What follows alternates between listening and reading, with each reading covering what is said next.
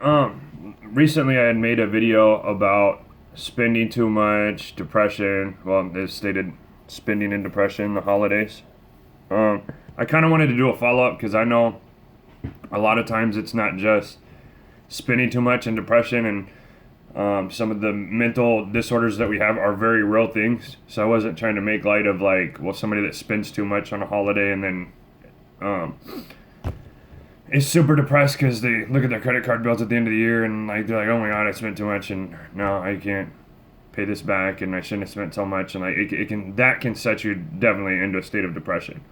But there is actual very real disorders like anxiety, schizophrenia, bipolar, depression. Depression is like a very big and a really common one. Um, it's happening more and more with young people. It's happening more and more with adults. With the young people, a lot of it is social media, and there's tons of things, and I know I'm not going to cover them all. So I'm not really trying to cover every single one, but I wanted to make a point of it's not just spending too much and then I get to this balance or these credit cards, or I've worked hard for all this money and I've given it away on presents and spending and gifts and buying things. Um, a lot of what we need to get on is budgeting, managing money better. If the spending problem is what's creating that depression. Now, if we have anxiety or really bad states of depression, some people are going to need pharmaceutical medications. And please get me completely correct on this. That is the last resort, not the very first one.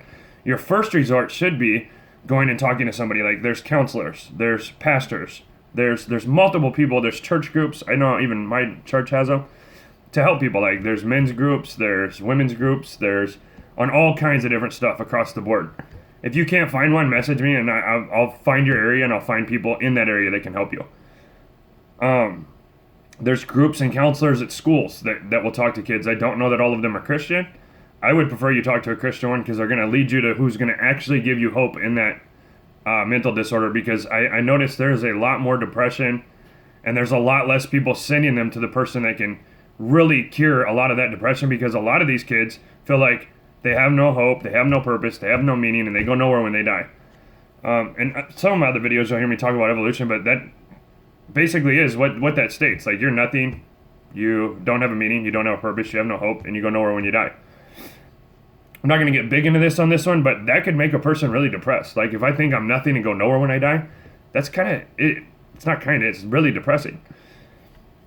There's other things that are like chemical imbalances in the brain. There's and so on and so forth. But I say a Christian counselor because they're going to tell you that a God did create you, a God does love you, and He wants to have a relationship with you. That's only found in Christ, who revealed Himself to His creation. Like it's pretty awesome if you think about what God did. He literally, like all through history, is showing things.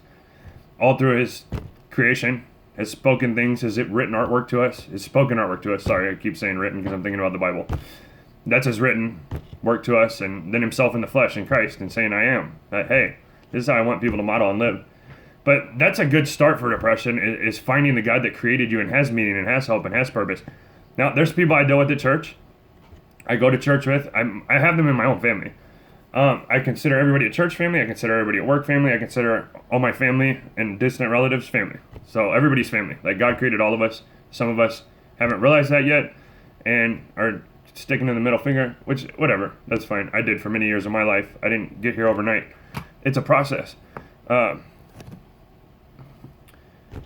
this process has to have points and checks and balances, like everybody's daily walk of life. Like I love when I'll talk to like a drug addict or a sex addict or someone struggling with really big things, and they're like, I don't know how I got here. I'd like, that wasn't me. I don't know how I got to this point. And it was one step at a time. You didn't get there overnight. It was one step and then another step and then another step and another step, and probably a lot of the people you hung out around. That's why I always tell my daughters, be careful who you're rolling with. Life is like a pair of dice, so watch the ones you're rolling with. There's a metaphor in that. But seriously, be with like-minded people. Be with people doing the same things. But for children, we need to get, not children, young women and young men, we need to get off social media. We need to get off all the nonsense that's leading us into these states of, I didn't get enough likes, or I didn't get enough of this, or I didn't get, we constantly seek attention from all these people that you'll grow up and realize it didn't matter what they thought or felt. It really doesn't. And it doesn't matter what you think they think and feel. Like, we spend so much time on what people might think and feel that we forget to notice the people around us that actually care. We really do. So one of my biggest things on any mental disorder or anything that you're dealing with, especially like depression or I feel like this or that or this or that, is, for one, count your blessings. Counting our blessings is waking up and not instantly getting on a phone and gratifying the flesh. Part of it is getting on, maybe hitting your knees, praying. I just wake up and I pray. I say the Lord's Prayer, then I count my blessings. I tell my daughters to do this. I tell other people to do this. And it's just going through, like, do you have shoes? Do you have a roof over your head? Do you have running water? Did you open your two eyes? Do you have lips? Do you have a tongue to taste? There's multiple different things that we can focus some of our thinking, because as a man thinketh, so he is. So are we focusing some of those thoughts on the correct things? Or are we always just dwelling on this constant negative, this thing that's bringing us down? And like I said, I know some of it cannot be helped.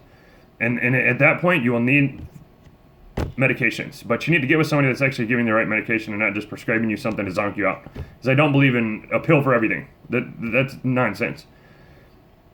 And I know a lot of people that have been on pills, and then they're taking pills to counteract things that they're having a problem with, or it's making them suicidal, or it's making them angrier, or it's nuts. And you have to get with somebody that knows what you're dealing with and exactly what to diagnose you with, or you're going to get something that's just going to make things worse. We all struggle. We all go through things. I don't necessarily deal with depression. I have a lot of family members that have anxiety, depression, bipolar, and it's all different realms of it. It's not just one or the other. But if you're not going to wake up and thank the God that created you, if you're not going to dig into His Word, if you're not going to fellowship with people that He's given us that want to help people, they really do. There's a lot of church goers that just need something to do. Like, instead of gossiping, complaining about cooking and baking and other people in the church, they need a project to help. So with that being said, I love y'all. Know that there's a God that created you. Don't ever think you're any less than anyone else. And Christ died for all of us, period, and wants to have a relationship with you. So seek that. Keep doing what you're doing, and don't ever give up. Love y'all.